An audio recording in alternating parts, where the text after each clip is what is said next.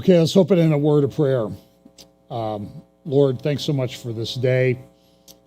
We pray that you'll bless our time together as we discuss some of the things that are going on in the world that relate to Bible prophecy and what you predicted would be the world at the time of the end. Bless us today. In Jesus' name, amen. Well, today I'm going to call this gas-free gaslighting, and I think you're going to figure out why I'm doing that. In case you don't know what gaslighting is, that's when you observe something in the world that's happening, and then somebody comes along and says, no, you're not seeing that. That's not what's happening. And I'll give you some examples of that early on here in the thing. We're in this new year, 2023. I like this cartoon that somebody put up because based on the experience of the last couple of years, the beginning part of the year doesn't bode well. And I'm optimistic that it all comes to a conclusion at some point, but I also know that it's kind of a rocky road till we get there. I talk about the convergence of events, and I've tried to figure out a way to graphically represent that all these things that are mentioned in Bible prophecy are kind of coming to a point. We talk about acceleration, convergence, logistics, understanding. Let me give you an example of what I mean. So this is one of the things, if you want to start an argument in Bible prophecy, talk about what you think is going to happen, and you'll find out that people have different views. And right now, there's some things where I think there are certain parameters and guidelines, but the specifics are not there. And believe me, you would not believe the stuff that I have. And I was cleaning up my office this week and sort of reconfiguring everything. And I'm not saying don't send me stuff, okay? I'm just saying is that I have like books, letters. It's like a stack like this that I haven't been able to get through because I also have a life. But so one of the controversies in Bible prophecy is how do the seals work? So there's one view that the seal 1 opens and everything in seal 1 happens. Then seal 2 opens and everything happens. Then seal 3, then seal 4, 5, 6, 7. Then you go the same way through the trumpets and then the bowls of wrath. And I'm not going to get into how you view Revelation. Is it chronological or not chronological? We always like things in a nice linear timeline, but that's not always the way Jewish prophecy works. So I'm going to avoid that controversy right now. But my view is when the seal opens, and now I'll get emails. Oh, the seals have already opened, John. You just don't realize it. Whenever they open, they're sort of like they're build to a conclusion. So seal 1 will open and it'll be open, then seal 2 comes along, seal 3, and the effects of the seals will be being felt all at the same time. That's my view. And I think in some respects the trumpets and that type of thing, although, and I think the bowls of wrath are at the end. But so what we'll see though is before the seals open, you're going to see this, what I would call foreshadows. They're also called birth pangs in Matthew chapter 24. And so however the seal's going to come together, so this is the pale horse, pestilence, that sort of thing. The logistics, the way that it comes about are going to be being put in place. It's sort of like the mark of the beast. The mark of the beast is not, I don't think it's something there's nothing there and then one day it's there. And I think we're seeing the technology being developed for that. And the technology that I think is going to be a system of global control, and I'll talk about that today. But you're going to see foreshadows. You're going to be able to see, you're going to be able to say, oh, now I can see how that's going to come about. And I don't know how far we're into it before you can say, okay, this is the 4th seal. Now, I personally don't think they've opened yet, but you're certainly in the time of the foreshadows. And I like this quote. I heard a friend say this once in a conference, that this whole thing, it's a birthing process, not a C-section. You know, now we had some dear friends. She was very athletic, and we did a married couples thing at a church we were at the time, and we went canoeing on the river. So we thought, well, she teaches phys ed. This is going to be great. But we called her and her husband's canoe the Wells Fargo canoe because it went from bank to bank to bank, and they just didn't do that well. And when she had a couple kids, from the time she had the first twinge of a birth pang, the baby was there in like 45 minutes, max. So they barely got to the hospital in time. You know, they're like, you're going to have this kid in the hallway or, getting out of the car. And so she was like, well, birthing process, it's no big deal, as opposed to somebody who might be in labor for 30 or 46 hours or however long. It's just different, but it's not a C-section. It's going to take time, and it's going to get intense, and Jesus described it as birth pangs. It's going to be a birthing process. So this is a verse that we use a lot, and I heard from Daniel chapter 12, and I heard, but I understood not. Then said I, O my Lord, what shall be the end of these things? And he said, go thy way, Daniel, for the words are closed up and sealed till the time of the end. Many shall be purified and made white and tried, but the wicked shall do wickedly, and none of the wicked shall understand, but the wise shall understand. And in Daniel 11, it says the wise will instruct many.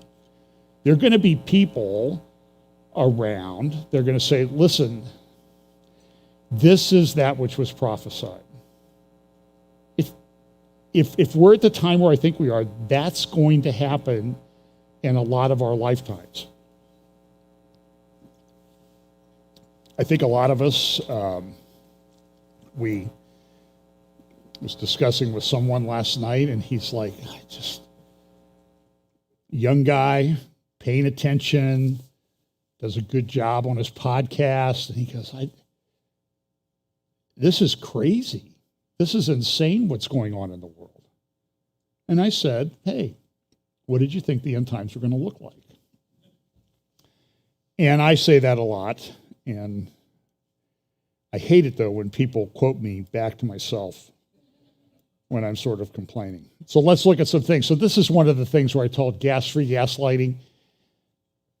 I am telling you that there are people in charge in this world that are insane lunatics. That's the kind part of what I can say about them.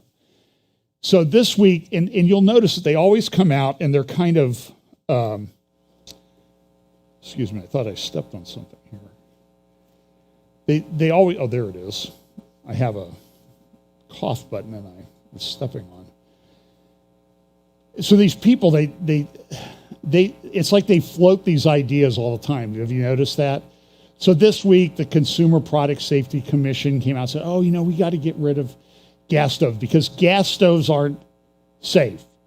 Because I guess gas stoves are blowing up all over the place, right? I mean, how many do you remember? It happens, okay? There are gas leaks in homes, and sometimes the gas blows up. It's part, there's risk in everything in life. And so Kathy Hochul, the governor of New York, came out and said, we're going to ban gas stoves because they burn natural gas.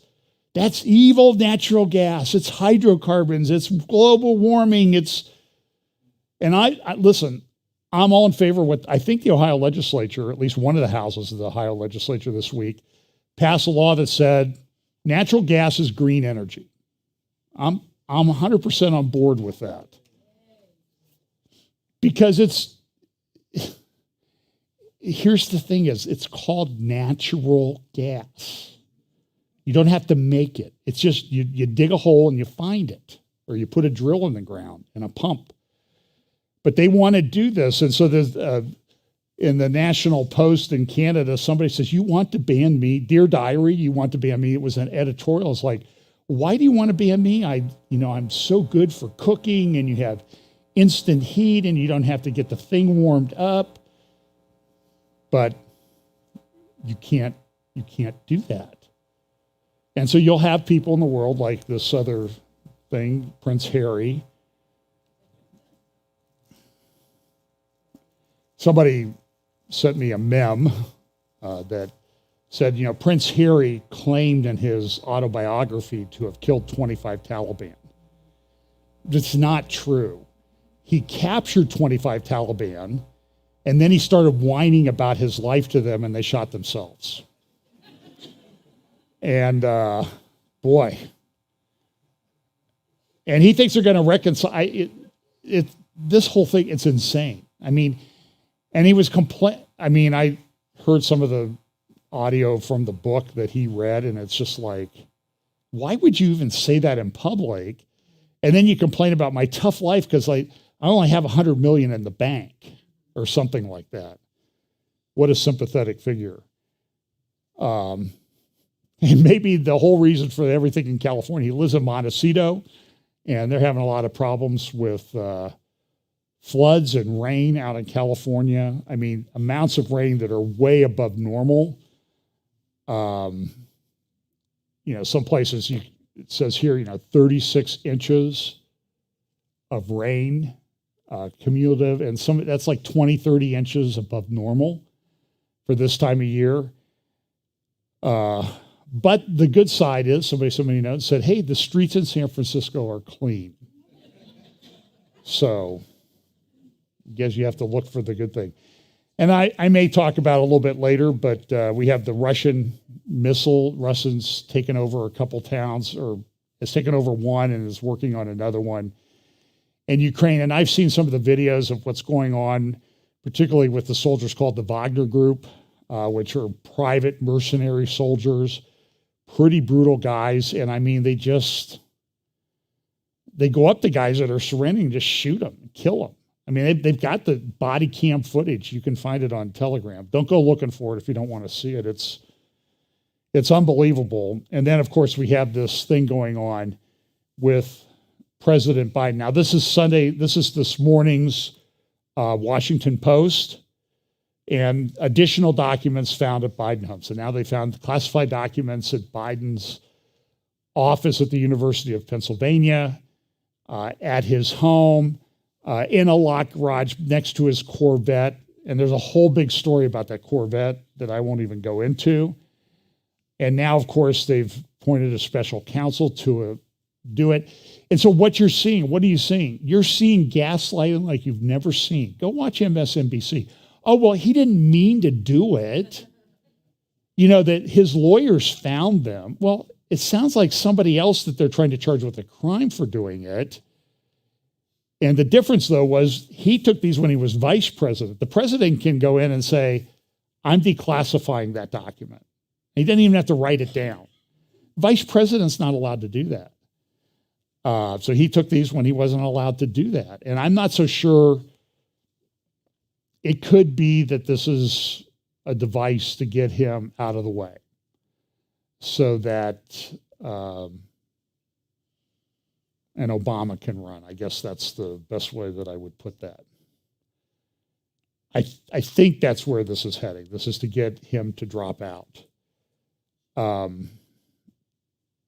we live in this strange world. This is a article. This is from a couple weeks ago in the National Post of Canada. And up in Canada, they have a law that allows people to have MAID, medical, you can see it there in the article on the right, MAID, medical assistance in dying. So here's what this, and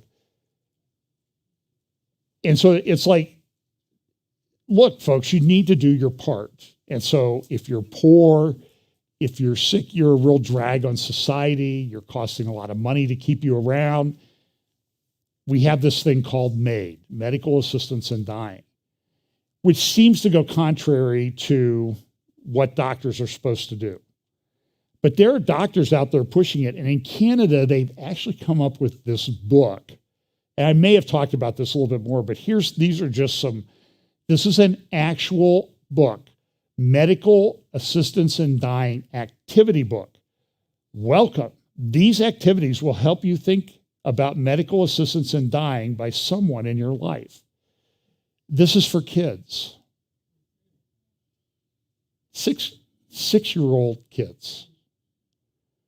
You need to work through this because somebody might be taking their own life. And look, I've been through this a couple times in my life. I had one of my partners committed suicide. The best friend I ever had at any point in my life, almost exactly 20 years ago, committed suicide. And I could just tell you that the fallout from that is just, it's devastating for people. It's not good. So here, they had this, it's all hyperlinked and everything. Start here, how to use this book, what is it, who can have it, how does it work, why would someone want this, making plans for MAID, explore your feelings, step by step, and a note for adults. Finally, get around, okay, here's adults, your kids might be looking at this, but it talks about why they have to understand their illness or disability, all of the medicines and treatments and resources and supports that they could choose, what MAID is and how it works. If all of these things are true, a person may be allowed or eligible to do this, commit suicide. How does it work? And look at the imagery, the kid cartoon type imagery that they use to show them. And then it's like, oh, well, you can explore your feelings about this. And you can tell us, are you happy, sad, curious, suspicious, angry? And then they have finding out if they can or cannot have MAID. And so this is considered normal in the world. So not only telling kids that, listen, you can be whatever gender you want to be, and we'll make you that. I've seen more and more stories where people regret having made that decision to change their gender. Some have committed suicide, and there are lawsuits about that. There's a big series of lawsuits in the UK over the institute where they had this, they were doing sex change operations on minors. And there's big lawsuits all over the place. So this is, and now it's sort of like, well, if you went through that and you don't like it, we'll help you finish take the ultimate sacrifice. And it just cheapens life. And if you say that this is happening, you're going to get gaslit. People are going to say, John, that's not what's happening. But I'm reading the books that you're publishing. I'm reading the books on wokeism that you publish. I'm reading how you're changing history. Oh, we're not doing that. What are you talking about? And it's bad. This is an article out of Minnesota from the Federalist. Just a couple weeks ago. Minnesota poised to ban Christians, Muslims, and Jews from teaching in public schools. And they have laws and regulations and proposals, and they have a thing here on the right side, Professional Educator Licensing and Standards Board. And so they're going to do this. So they have a thing here, they have cultural competency training, and I think I'll show you a little bit more of that, what it means. They have these standards that you have to apply to. And here's what they say in the introduction to these. These are being enforced in Minnesota, and there are other states too. Minnesota's student population is rapidly growing more racially and ethnically diverse, while the teacher workforce has remained stagnant in growth of teachers of color. Research is clear that teachers of color improve student outcomes for all students, especially for students of color. While many factors impact Minnesota's challenges in a grossly racially diverse teaching workforce, stakeholders, there's that World Economic Forum term, stakeholders, have identified the lack of anti-racist and equity language and concepts required to be addressed through teacher preparation and as a component of licensure as one barrier. Somebody can unpack that sentence and make it a little simpler. Obviously, this person didn't go to sentence construction. Just as importantly, the predominantly white teacher workforce must be equipped to understand their own implicit bias and the unique lived experiences of all their students as a core requirement of teaching. For this reasoning, the licensing board has worked with a wide range of stakeholders, including experts in the field of pedagogy, to ensure that anti-racism, cultural competency, and implicit bias were effectively embedded and identified throughout the scope of the proposed standards of effective practice. In other words, you're biased, and we've got to get rid of you. Cultural competency training means racial, cultural, and socioeconomic groups, American Indian and Alaska Natives, religion, systemic racism, gender identity, including transgender students, sexual orientation, language diversity, and individuals with disabilities and mental health concerns. Training programs must be designed to deepen teachers' understanding of their own frames of reference. It's crazy. So I mentioned this a little bit, I might as well talk about it here. This war in Ukraine continues to go on. Russia is making some advances. They're just, from my understanding, they're just slaughtering the Ukrainians in certain areas. People are sending weapons to Ukraine. Putin's threatening to up everything. He removed one of his generals this week. That was the guy, the butcher of Syria is what I think they called him. He wasn't doing a good enough job. So they're claiming success in eastern Ukraine, taking over a city. And so, listen, there's talk of sending more weapons over there. Who knows when that thing's going to end? And who knows if other people are going to get drug in, if it's going to escalate. It's a very precarious situation. It would fall into the category of wars and rumors of wars. And I remain convinced that Russia is not done incredibly well. Listen, I hear guys get on YouTube and stuff now with their little, that are pretty pro-Russian, which is okay. You can be pro-Russian. And they say, and now the narrative is, well, Russia has showed tremendous restraint over the last year. You know, listen, folks, I can watch what's going on. You don't need to gaslight me like that. Russia's not down that well. And that plays into Ezekiel 38 and 39. Is Russia part of Ezekiel 38 and 39? If it is, I just think Ezekiel 38 and 39 is further down the road. I don't think it's going to happen overnight, but things can change. And I have one reason why I think that it might be changing. But first, we're going to talk about Davos and artificial intelligence and some things here. So the Davos meeting starts tomorrow. I will be torturing myself and monitoring it to talk about it because it's important. They have 52 government leaders. I mean, the top government guy coming to Davos.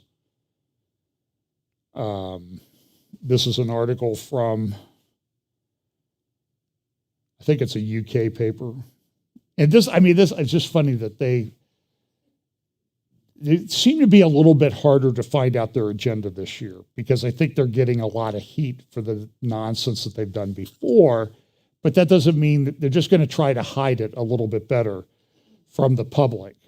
So about 2,500 to 3,000, they'll have 5,000 Swiss Army troops protecting them, which is pretty normal. They've been doing this in the past. Masters of the universe prepare to gather as the worlds fall apart. And it's always interesting. I like when secular newspapers, or I find it interesting when secular newspapers use apocalyptic type language. Like, it seems like this is the end of the world. It might not be the end of the world, but you can see it from here. was one saying. This is from the UK Times this morning. Davos faces uphill struggle to regain its influence. What are they talking about?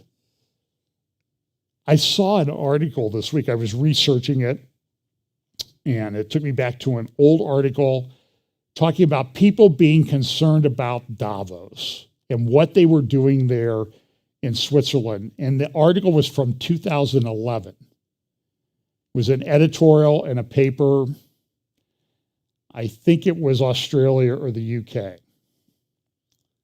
And there's reasons to be concerned. We've seen evidence of what they do. So in preparation, they always, before the meeting takes place, they release the newest edition. This is the 18th edition of the Global Risk Report. It's put out by Davos. This is one of the directors of Davos, Zahid, I think her name is Zahidi. She's a managing director of the World Economic Forum. And she talks about how are we putting things together. They also did a press conference, and I'm going to play you part of it because I had to watch it, so you have to too. Here's a couple of them talking about what to expect from this upcoming Davos.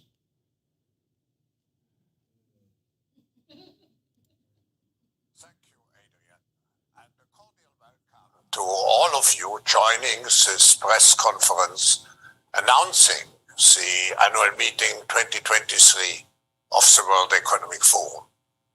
Here we are at the beginning of the new year, looking ahead to our future, characterized by unprecedented multiple crises. And even worse, those economic, environmental, social, and geopolitical crises are converging and conflating, creating an extremely versatile and uncertain future. So far, it's no surprise that generally we are all stuck in a crisis mindset. And that leads to short-term decision-making that may have long-term unintended damaging consequences. Davos should help to shift that mindset. It's a bit like putting on varifocal lenses, glasses that enable us to clearly assess and address the short-term situation, but at the same time allow us to look further ahead. The annual meeting at Davos shall try to make sure that leaders do not remain trapped in this crisis mindset, but develop a longer-term, constructive perspective and to shape the future in a more sustainable, more inclusive, and more resilient way.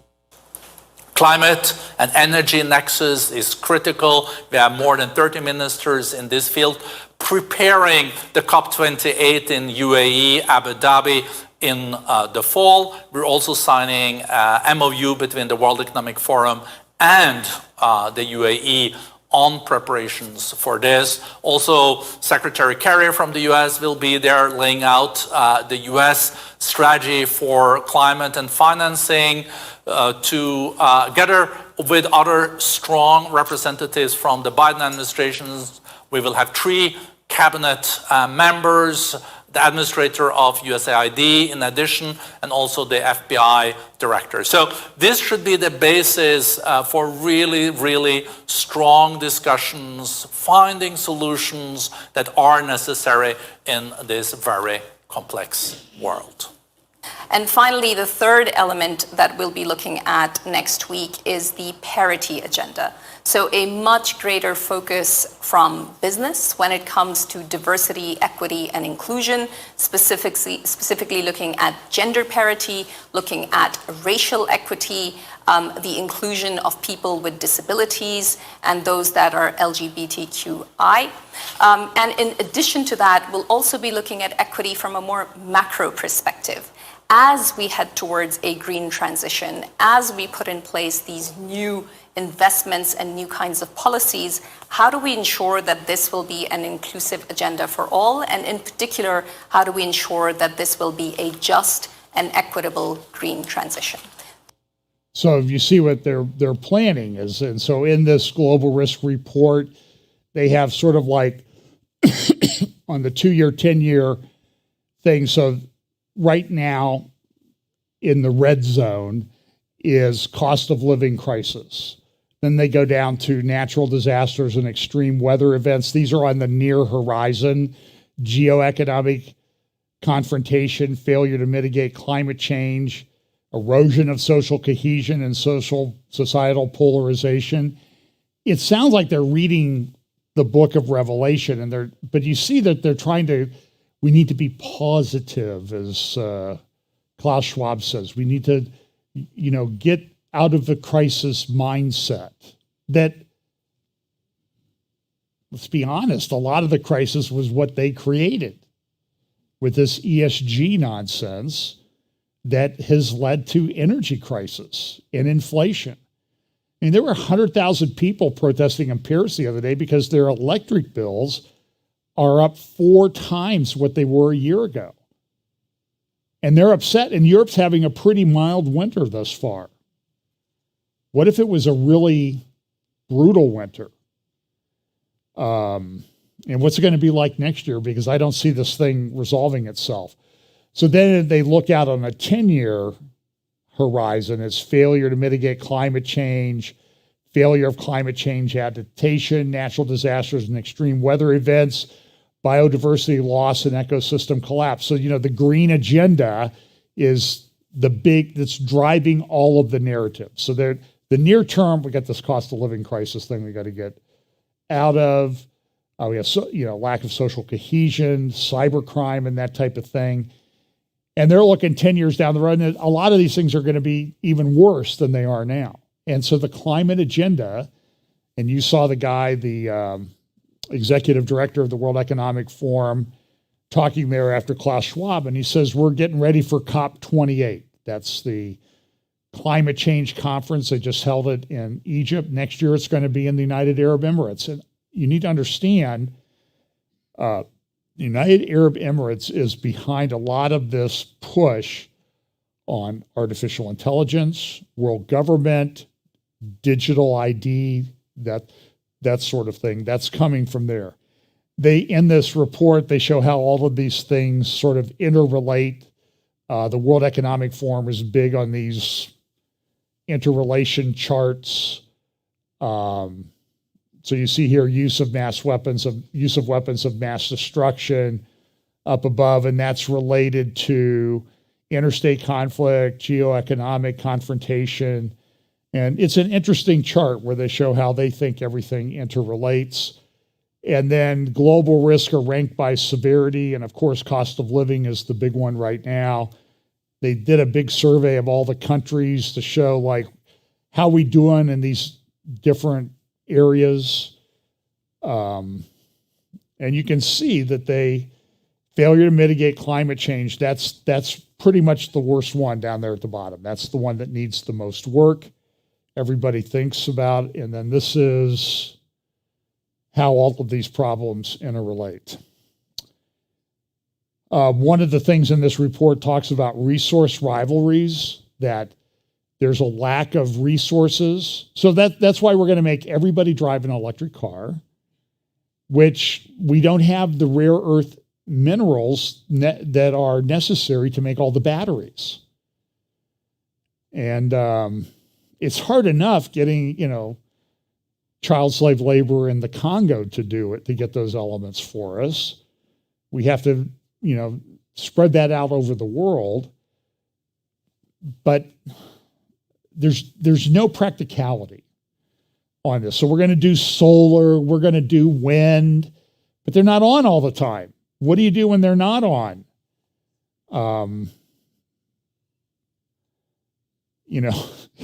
Every now and then our power will go out. I don't like that. Every now and then, a couple times this week, the internet stopped working. I had to reboot our router. It's like, the internet's down, the internet's down, the internet's down. And, what am I going to do? Because you learn to rely on it. This is a chart that shows level of water stress, the dark red. The darker colors are areas that are in stress. And you can see a lot of the United States is in a water drought mode right now. A lot of Europe, Eastern Europe, China has some problems. Southeast Asia. Some of the Southeast Asia problems are due to the fact that China's taking all the water from the Himalayas, and it's sort of like the Colorado River used to flow into the Gulf of California. Now it stops, 100 miles away from the Gulf of California. Same way with the Mekong River in Vietnam and Laos. It's barely making it to the ocean now because China's taken all the water. The world's in a big crisis, and their conclusion is preparedness possible. So they acknowledge the fact that the world's in a crisis. A polycrisis, I think, is one of the terms that they use. In fact, I think that was in the, yes, right here, polycrisis. In other words, there's a lot of things going on. And you heard Klaus himself, we'll anoint him as the guest prophecy updater this week, where he says everything is converging and conflating. Did you hear him say that in that? You heard him say that, right? You want me to play it again? No.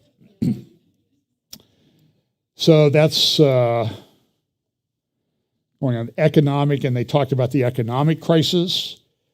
This is a report from Geopolitical Futures, which is sort of showing okay, how are the different regions of the world going to do in terms of economic growth this year? And what you're going to find is that since 2020, everybody was down except one region.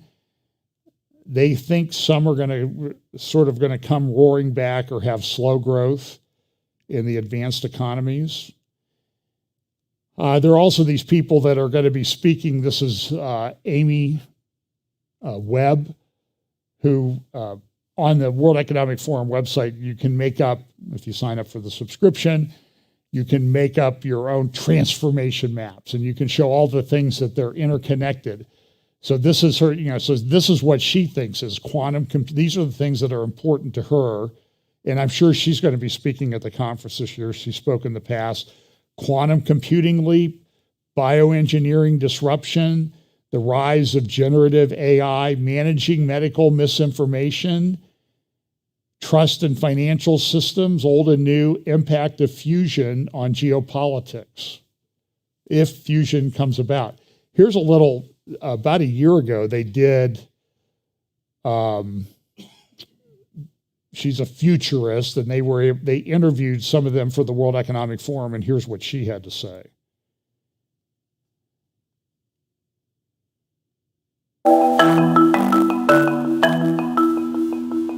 Can't realistically have 15 smart speakers everywhere we go.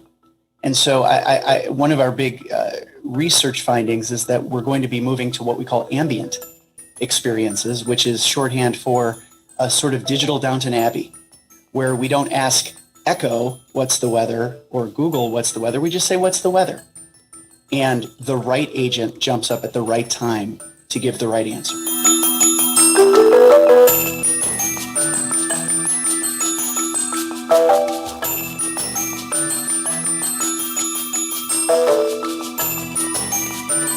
We're getting past the last 10,000 years where we've used humans as robots, by and large, engaging only a tiny fraction of human abilities and forcing people into repetitive, tedious, dead-end work for the most part.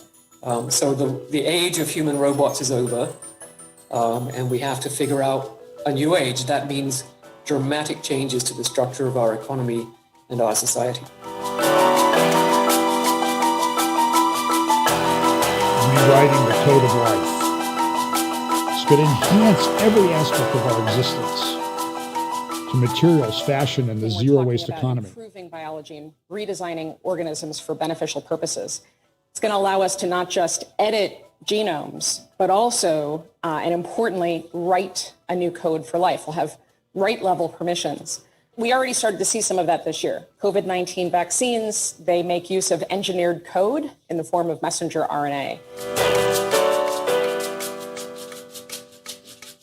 What's on the horizon are diminished reality glasses that look very much like what I'm wearing, that would allow you to remove things from your point of view, from your view, whether that's garbage or other people.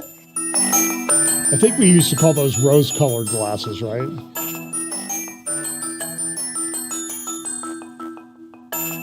How do you imagine the world will have changed 20 years from now? Oh, here, we're printing a heart for someone. Okay, so this is again from the World Economic Forum website. This is one of the things they have on the agenda. Through collective action, young leaders can build a better world.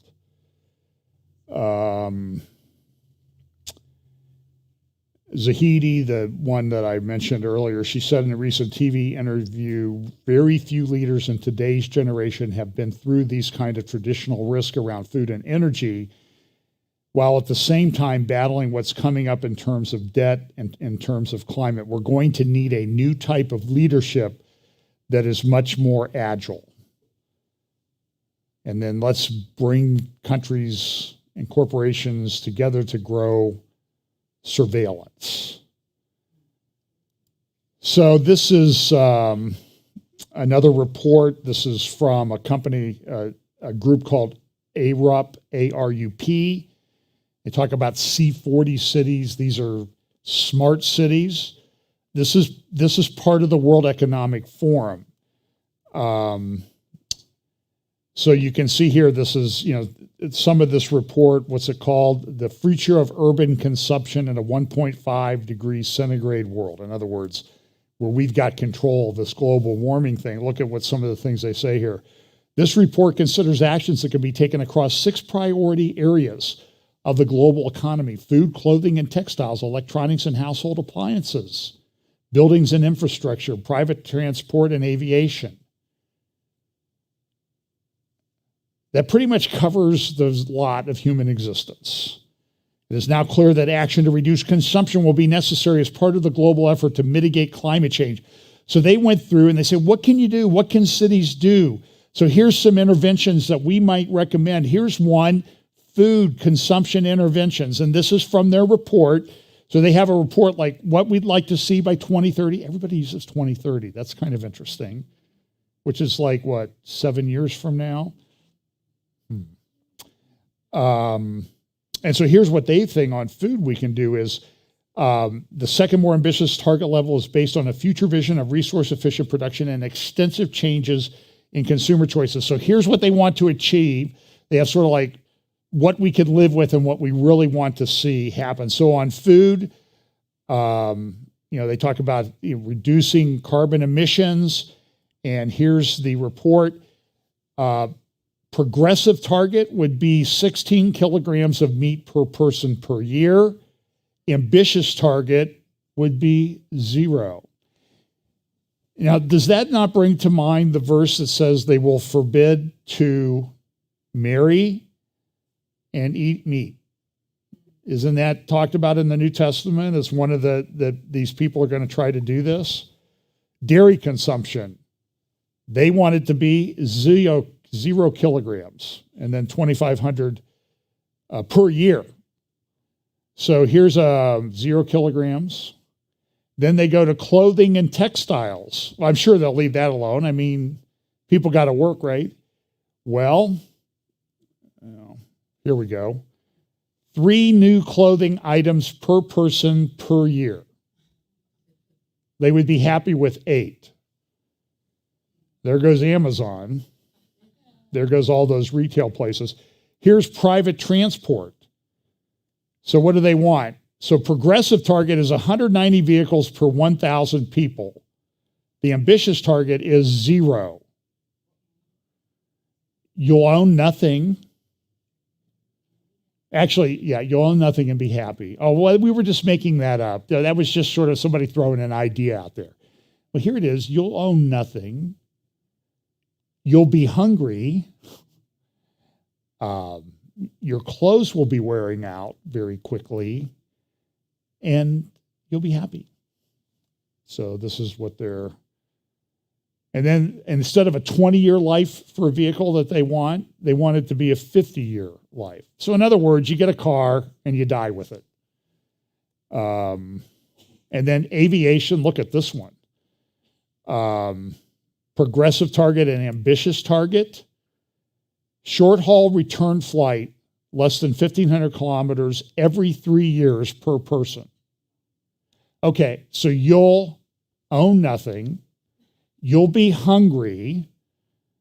You won't look that good. So you're not going to want to go anywhere anyway, and you're going to be staying in your house. And so everybody's talking about a 15-minute city. So I'm going to talk a little bit more about OpenAI and which developed a thing called ChatGPT. And there's a lot of articles about it. This is from the UK Times. AI lets you banter with the bard. And there's a company that's come out. It's called Character AI. Here it is. In other words, there are apps now that you can get that you can generate your own characters, or you can make yourself look like, the toonish Joe Biden or whatever. And they have you can do this selection of lists. You can make up characters, that type and that sort of thing. This article was in the Forbes magazine. Let the generative AI revolution begin. And you saw that Amy Webb. She's talking about it. It's important. ChatGPT became the newest internet sensation last year when it allows users to generate text and answer complex questions in a manner that seems almost human. But beyond the prowess of ChatGPT, the underlying impact of the technology on business is only just coming into focus. ChatGPT 3, together with its image-generating cousin, DALL-E, D-A-L-L-E,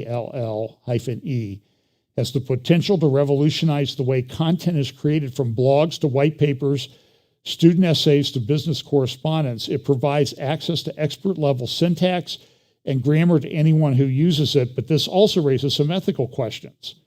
How's this going to disrupt everything? Is this going to disrupt education? Do you think a student might use it to write a paper, a term paper? Generative AI can generate millions of candidate molecules for a certain disease, then test their application, significantly speeding up R&D cycles. In the supply chain, it can optimize processes by generating scenarios and optimizing for specific constraints. In marketing, it can personalize experiences, content, and product recommendations. In finance, it can generate personalized investment recommendations. I just thought it was like somebody gets this thing like, okay, whose prophecy update should I listen to this week? I don't know if I want to know the answer to that one. This is a research article, not yet peer reviewed, but this is a journal. Performance of ChatGPT, potential for AI-assisted medical education using large language models. And they have the authors there. You see Tiffany King, Morgan Cheatham, ChatGPT, one of the authors of the article. This is a journal. This thing just came out. Well, it's been in development phases, but it just came out. So that's the title, and there you see the author, ChatGPT. And they did a study. These results suggest that large language models may have the potential to assist with medical education and potentially clinical decision-making. In this study, we provide new and surprising evidence that ChatGPT is able to perform several intricate tasks relevant to handling complex medical and clinical transformations. Pam sent me an article about, okay, who's most at risk with ChatGPT? So here, journalists. Okay, that's okay. I mean, really. 2/3 of all lawyers. Yeah, what's the old law joke? What do you call 100 lawyers at the bottom of the ocean? A good start, yeah. Simple computer programmers, graphic designers, how-to authors of books or cookbooks, people who make training or how-to videos, factory workers, retail workers, overnight security guards, customer service. That one needs a lot of improvement yet because what are people going to do? I talked about this is from the 2020 Davos meeting. This is Yuval Harari, How to Survive in the 21st Century. He's a guy in 2015. He went to Google headquarters in Silicon Valley. He said, I love being here at Silicon Valley. This is 8 years ago. I love being here because I see my friends, and this is where the religions that will control humanity are being created, that will control humanity in the 21st century. So he's a religious guy. It's just he doesn't believe in God. He doesn't believe in that myth called the Bible. But then when he has to use a description of something about how the elite are going to survive this, well, we need like a Noah's Ark. So, it's okay to use the biblical language as long as you don't believe it. And then look at the symbols that he had. This is redesigning life, upgrade or downgrade. AI, interface, arms, body. Here's what he said. This is 3 years ago at Davos. And if we allow the emergence of such total surveillance regimes, don't think that the rich and powerful in places like Davos will be safe. Just ask Jeff Bezos.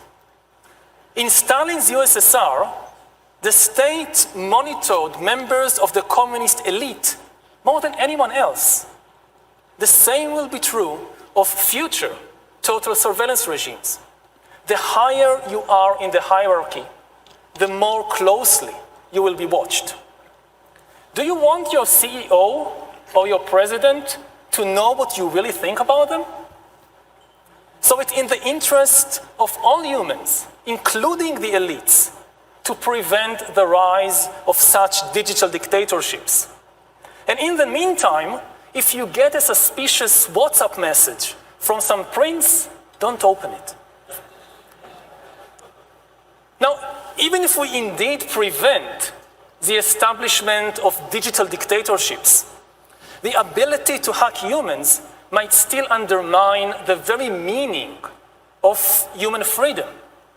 Because as humans will rely on AI to make more and more decisions for us, authority will shift from humans to algorithms. And this is already happening. Already today, billions of people trust the Facebook algorithm to tell us what is new. The Google algorithm tells us what is true. Netflix tells us what to watch, and the Amazon and Alibaba algorithms tell us what to buy. In the not-so-distant future, similar algorithms might tell us where to work and whom to marry, and also decide whether to hire us for a job, whether to give us a loan, and whether the central bank should raise the interest rate. And if you ask why you will not give a loan, or why the bank didn't raise the interest rate, the answer will always be the same. Because the computer says no. And since the limited human brain lacks sufficient biological knowledge, computing power, and data, humans will simply not be able to understand the computer's decisions. So even in supposedly free countries, humans are likely to lose control over our own lives and also lose the ability to understand public policy. The AI revolution is barely an infant. 5 years ago, nobody talked about AI except for a few scientists. And what we saw in the 2016 elections with Cambridge Analytica, that's nothing. We still haven't passed the crucial watershed. The real watershed is the union of AI with biometrics. At present still, the vast majority of data being mined and people being hacked, it's not based on my biological knowledge, on my biological data. It's based on where I click, where I go, what I buy, and things like that. It's still outside the body. The real line in the sand is when biometric sensors become ubiquitous, and it's happening, and the data starts coming from within the body. And they can access your heart, your brain, not just your credit card. And AI it's nowhere near its full capacity. It's going to get much, much more sophisticated. So it's going to also to be much more difficult to regulate it, especially because even if, like the European Union, you have a law saying that if an algorithm makes a decision about me, like not hiring me for a job, I have the right to know why, which is very crucial. But to me, it seems completely ineffectual because the way algorithms make decisions about us is based on enormous amounts of data points. When a human decides not to hire me for a job, it's usually based on 2 or 3 salient data points, and I can understand why. Hey, you're gay, you're Jewish, we don't want you. Hey, that's discrimination, you can't do that, that's easy. But an algorithm, the big thing about big data and AI, you take thousands, tens of thousands of data points, each contributing a very small percentage. And that's how it makes decisions. Well, you can see and so sometimes I wonder about that guy is like, is he advocating for it? I mean, because he'll say other things like a few years before that 2020 talk, he went to Davos and he said, listen, what's it going to mean to be human in the future? And we're going to have people like this list of people, jobs that aren't going to be there anymore. What are we going to do with all these useless lawyers? And if you're a lawyer like me, you wonder what is going to happen. And we live in this dystopian world. So the ChatGPT, somebody said, hey, okay, I'll tell you what. How do you make peace between Israel and the Palestinians? And it came back and it was sort of like, it kind of gave sort of generic answers. You know, it's a complex and long-standing dispute. Like, we didn't know that. You need to engage in dialogue. If you're going to find a peaceful resolution, you have to address the root causes of the conflict. And then they also, another one, understand the underlying issues that have contributed to the conflict in order to find a lasting solution. And it tells us some of the things that have done it. Now, the Wall Street Journal had an article the other day and said, well, listen, is it human or AI? New tools will help you spot the bots. So don't worry about it. You're going to be able to tell. There's all kinds of apps coming out and hitting the market right now that say, listen, if you're a teacher, you can tell if your student's fudging on writing a term paper. But I don't know if that's true. This was also in Forbes magazine, a guy who's pretty bright. I think he's a lawyer, so he's still, functional contributing member of society, possibly.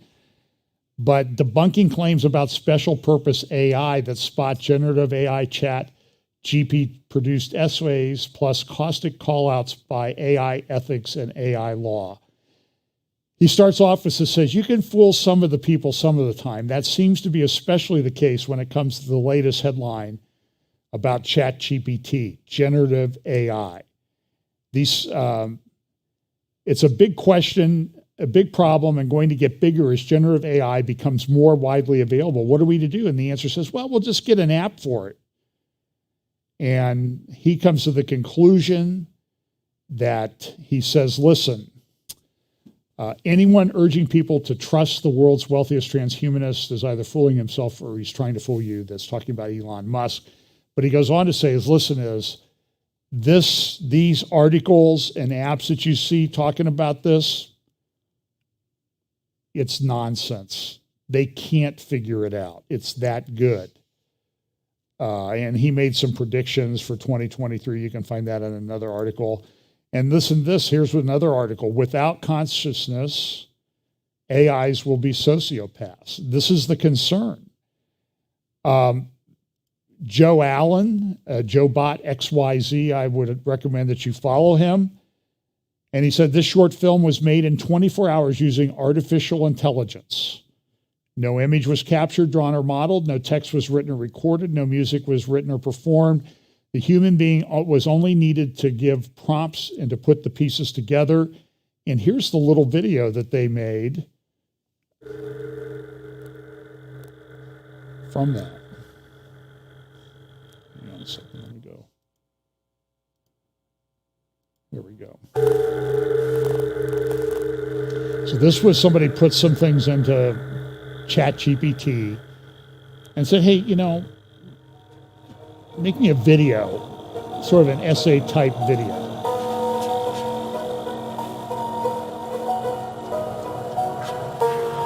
As the world becomes more and more industrialized, artists are finding it harder and harder to find a space to create. They are constantly being pushed out of the city and into the countryside, where they can find some peace and quiet.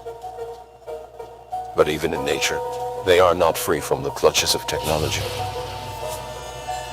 As AI begins to take control of the artistic world, artists are forced to adapt and incorporate it into their work. At first, the AI seems like a helpful tool, allowing artists to create more complex and sophisticated pieces. But as time goes on, it becomes clear that the AI is taking over, dictating what is considered artistically acceptable and squashing any attempts at creativity that do not fit its narrow parameters.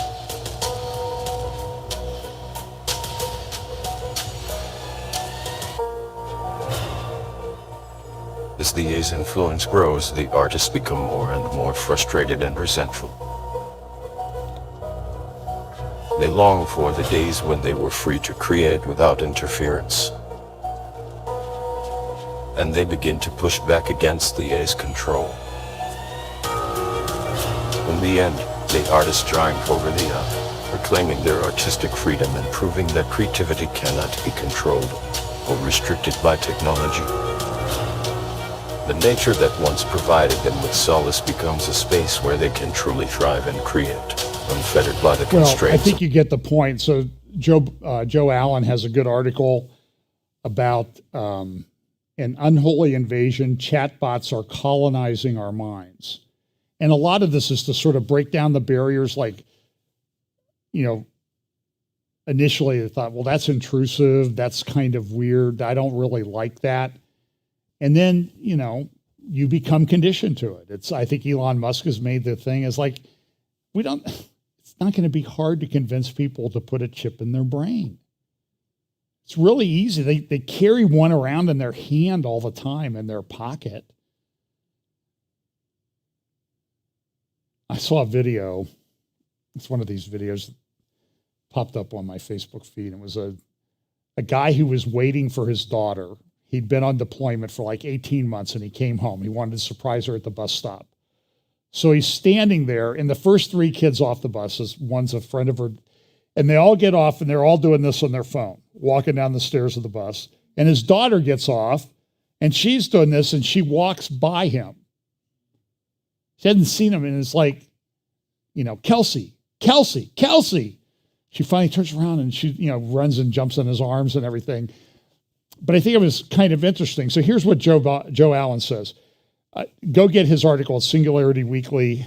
I think it's JoeBot XYZ or Singularity Weekly on Substack. Chatbots are the front lines of an unrelenting AI invasion. The steady increase of our artificial minds and our collective psyche is akin to mass immigration, barely noticed and easily overlooked until it's too late. Our cultural landscape is being colonized by bots. And as with illegal aliens, much of our population welcomes this as progress.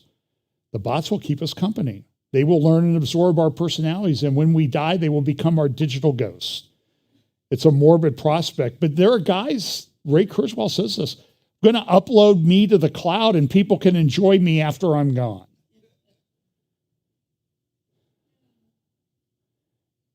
E-learning institutions regularly deploy AI teachers. Chatbot companies are seducing lonesome souls by the millions, including religious chatbots who function as spiritual guides.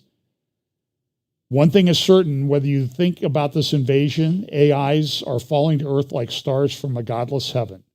And with each successive wave, their voices are that much more convincing. These bots are crafted to push our cognitive buttons, giving the illusion of personhood. Before long, they will become to be widely trusted. The recent rollout of ChatGPT has been heralded as the second coming of the Google God.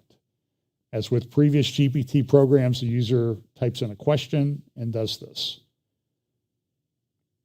A few days ago, I asked ChatGPT about one of OpenAI's founding investors.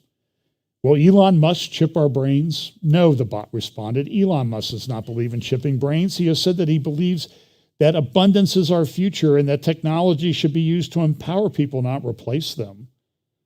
Like the slanted Google God before it, ChatGPT may not be entirely truthful, but at least it's loyal to its political allies. In that sense, it's quite human. Interesting article. I highly recommend it. And how does this come about? So this is a clip from a special report on Fox News Friday night. I was sitting there watching and I thought, okay, this is important. Brett Baer talking about drone technology. Here we go.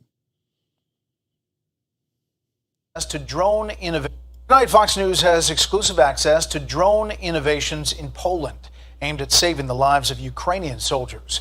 But as drone technology and tactics develop, a vulnerability is emerging in Western air defense systems, putting even the United States at risk. Here's correspondent Nate Foy. Across Ukraine's western border to an empty field in Warsaw, Poland. These men are showing us machines they believe will change more than just the war in Ukraine. What we're trying to do is take the human being out of the cockpit. This uncrewed helicopter you see behind me can carry 480 pounds of supplies to the front lines from 450 miles away without putting a pilot's life at risk. Whereas this smaller drone you see hovering over my shoulder will be used for surveillance missions in Ukraine and beyond. But drones are also used to kill. Russia is launching waves of Iranian-made Shahed drones at Ukrainian cities. A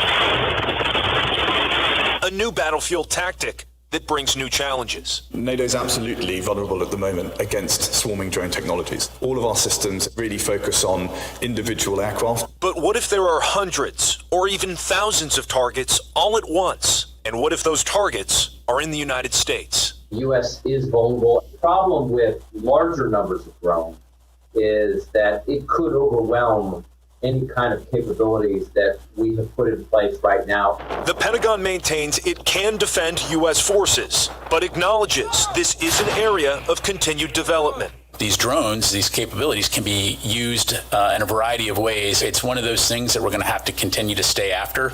The Pentagon has an anti-drone system called the Vampire that uses lasers to intercept drones. The U.S. is sending 14 Vampires to Ukraine this year, but the Pentagon would not tell Fox News how many drones that system can effectively target at once. And this is a problem for Israel.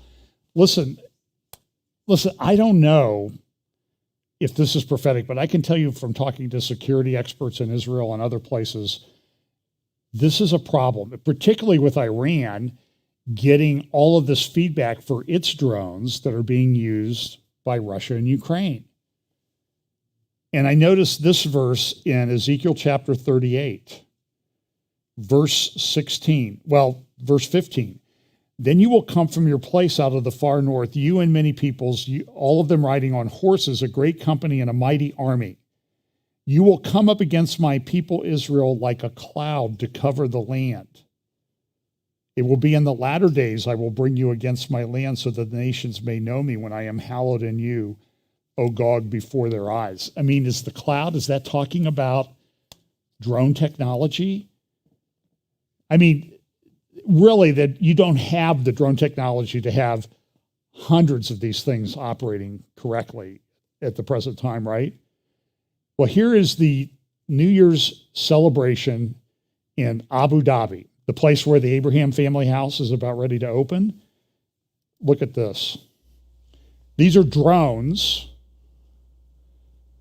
Now, I noticed this when Israel celebrated its 70th anniversary. It made the the Star of David, and then it morphed into a 70 for their 70th anniversary. But now kind of look at this. Do you understand the technological sophistication that this requires in the programming? And see, now it's morphed into a cube.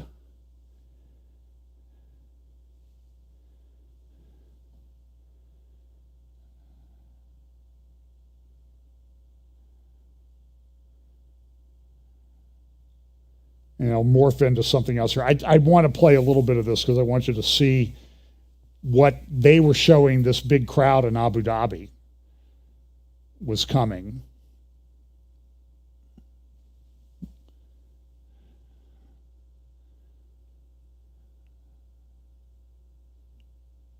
What's that? Digital thumbprint being scanned, right?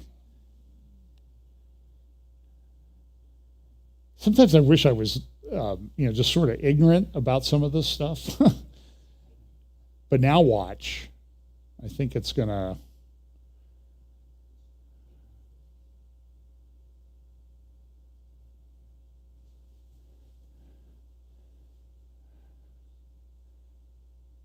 See the digital binary code there? AI.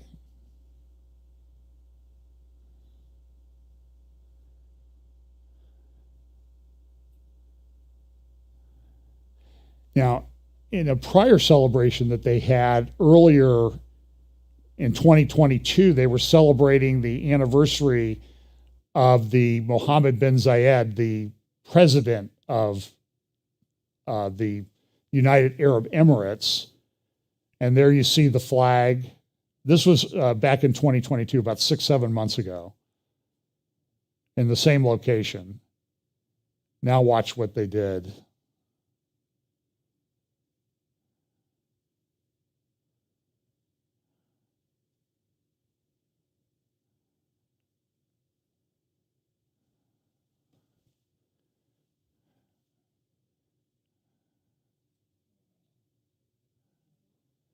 Okay, now so understand that, okay, wow, this is really cool. This is really neat.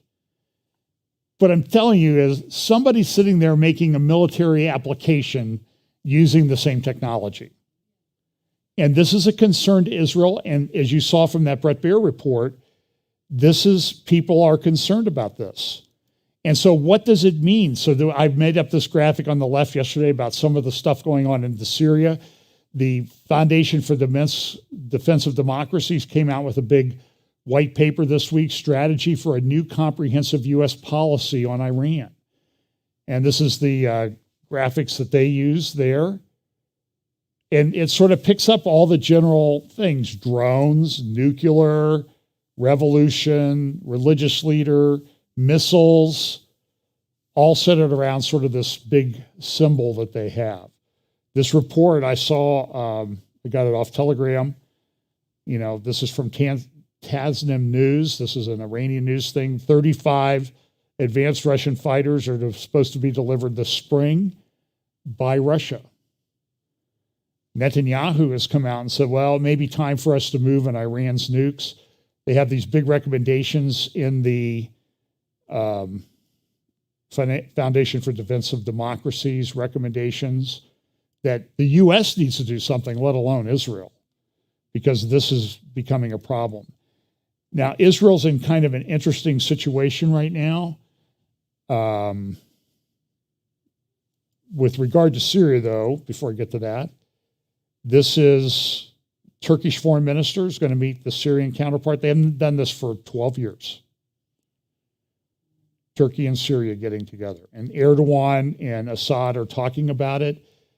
They did have a big, I think I mentioned this in my midweek update, which had some technical issues. Big surprise there, huh? How Israel can win the Palestinian conflict. Seth Frantzman interviewed Daniel Pipes, who was actually at the conference that I was at. I did not get to speak to him. I saw him at breakfast a couple days. And essentially he says, Dr. Pipes, how do we resolve this thing? with the Palestinians. And Pipes has said this for many years. You got to beat them. You got to beat them in a war. And you got to beat them. Not just give them some land, let them run the Temple Mount or anything like that. That's not going to do that. And Israel's in a bit of a spot right now. I'll get to that in just a moment.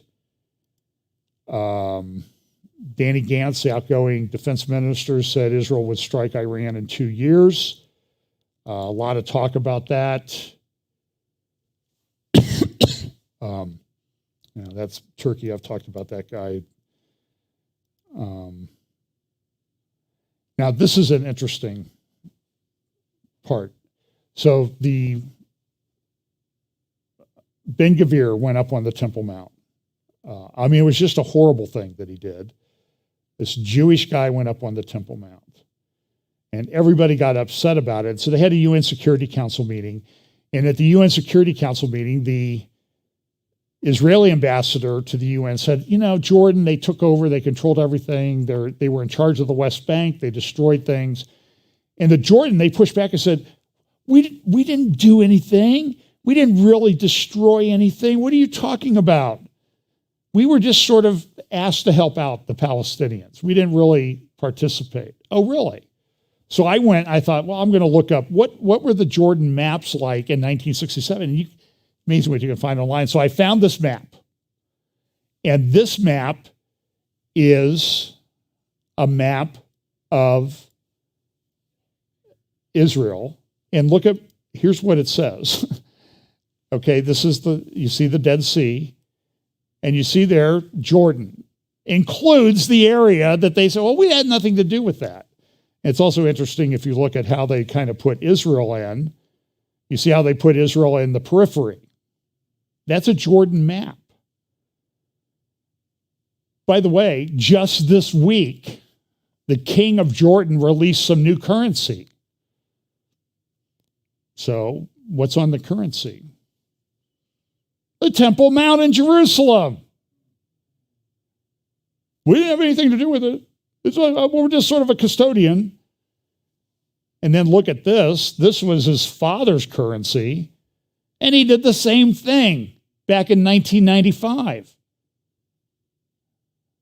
I remember when we were in Jordan in 1995, and our guide was a Palestinian. He said, I hear you people are going to the western parts tomorrow. And the western parts, if you looked at a map in Jordan back in those days, there was no Israel. They didn't even have Israel on it in the ones you could buy in Jordan. And understand, this is what the Palestinians have done. Now, I've talked about this. This is Gibeah Tel Al-Ful. It is located between Jerusalem and Ramallah, and it's on one of the highest points of land, if not the highest points of land around. And it's this unfinished. If you ever drive up to Shiloh out of Jerusalem, you're going to go past this building. A lot of people don't even know what it is.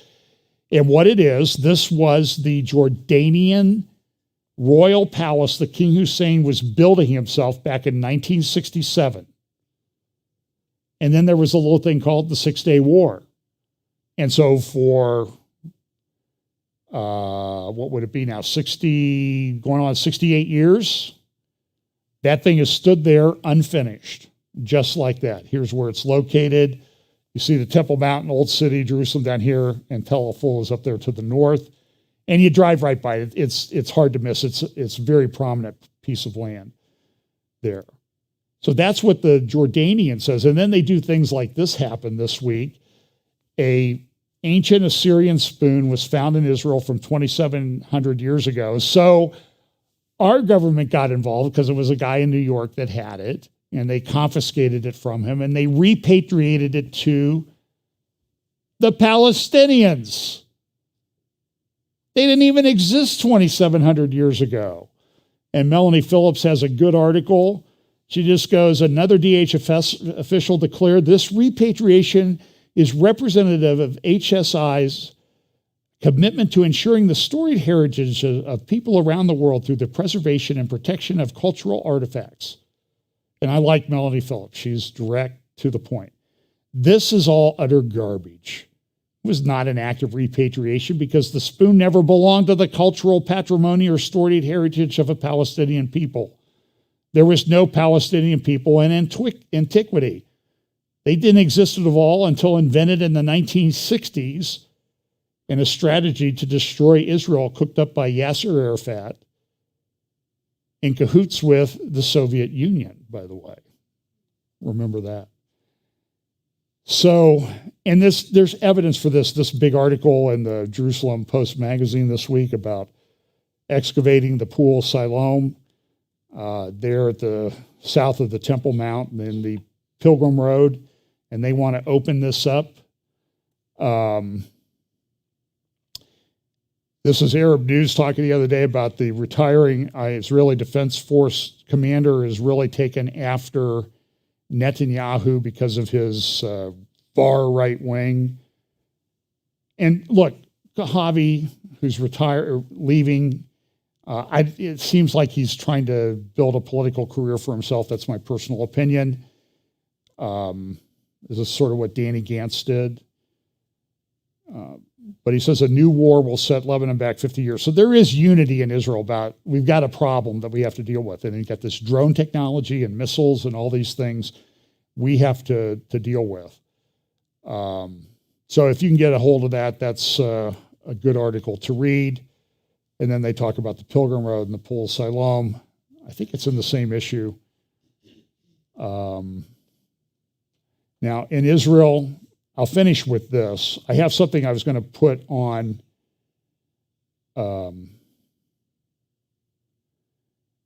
YouTube only, but I think I'm going to skip it. Or not on YouTube. Put it on Rumble. I'll do that in a separate update this week. I'm trying to find my...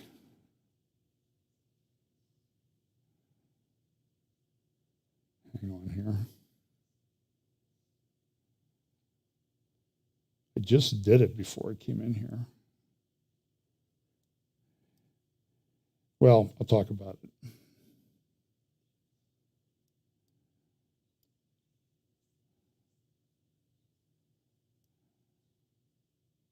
Here we go. So big protest in Tel Aviv and other cities around Israel. 80,000 people in Tel Aviv last night, or this morning, last night, I guess, Saturday night, protesting judicial reforms that are being proposed by the Netanyahu government. And people that used to be on the Israeli Supreme Court, oh, this is just terrible. They're destroying democracy. You know, people elected by the people are making decisions about the legal system. Well, that's sort of how it works generally most places, but they've worked themselves into a place where I can only describe it as incestuous on an order of magnitude of the intermarrying that takes place in European royalty. The way these lawyers and judges reappoint themselves and their friends and their cronies. And Netanyahu's trying to change that. And the conservative far-right government is trying to do this. And so this narrative is being built, and it's like, oh, they're destroying democracy. They're destroying everything in Israel that we've tried to build. And it's this narrative that you see being put in place everywhere. And it's...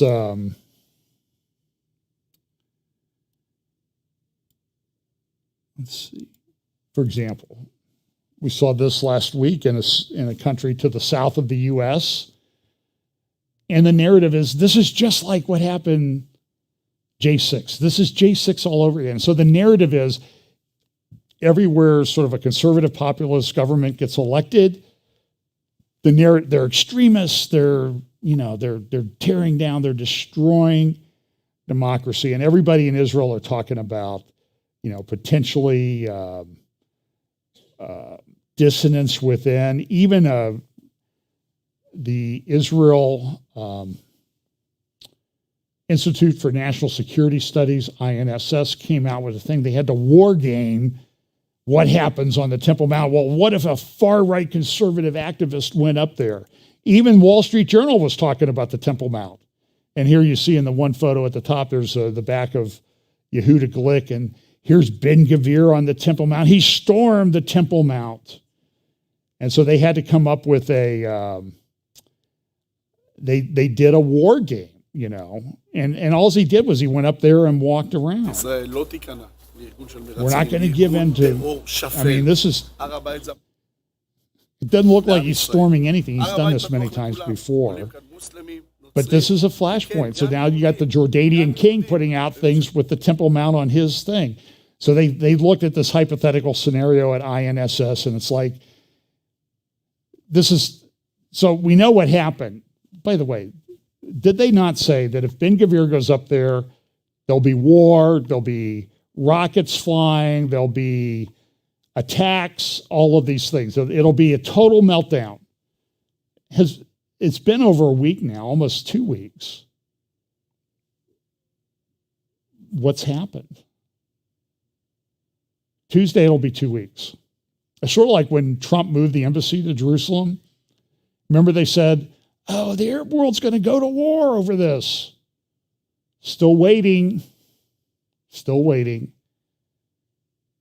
So sometimes you just got to take bold action that you think is right, whether other people agree with it. But now in Israel, oh, we're heading for civil war. And the think tank comes out and says, oh, well, here we're going to war game this because this is going to lead to war. So here's what they say. This did not happen, but they act like it did. A few hours later, hundreds of Ben-Gvir's supporters came to the Temple Mount, broke through the police barrier at the Cotton Merchants Gate, and prepared for mass prayer at the site. After a few hours of violence, the security, it didn't happen. It was a war game about nothing. So maybe somebody, if you use ChatGPT, go home and say, hey, are the people at INSS and all these people melting down over this, are they really morons?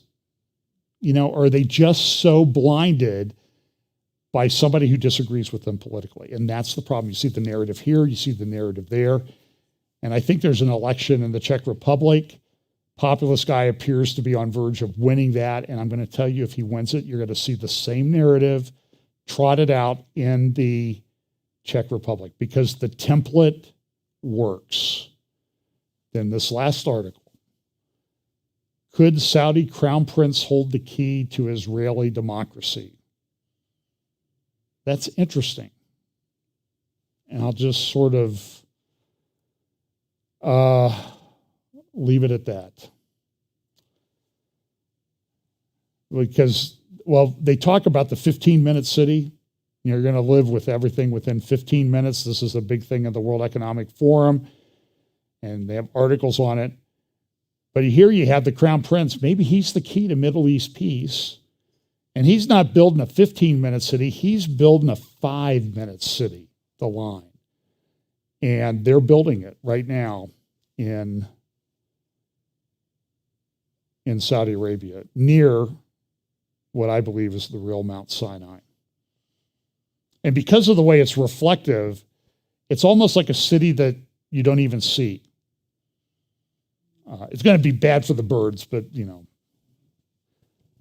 we can stand a little loss of biodiversity there, I guess. Crazy world. So I'm going to do a separate update on this, probably only be on Rumble, just because I think that there's some things that are being approved at this level. And we'll talk more about that because it's a big issue.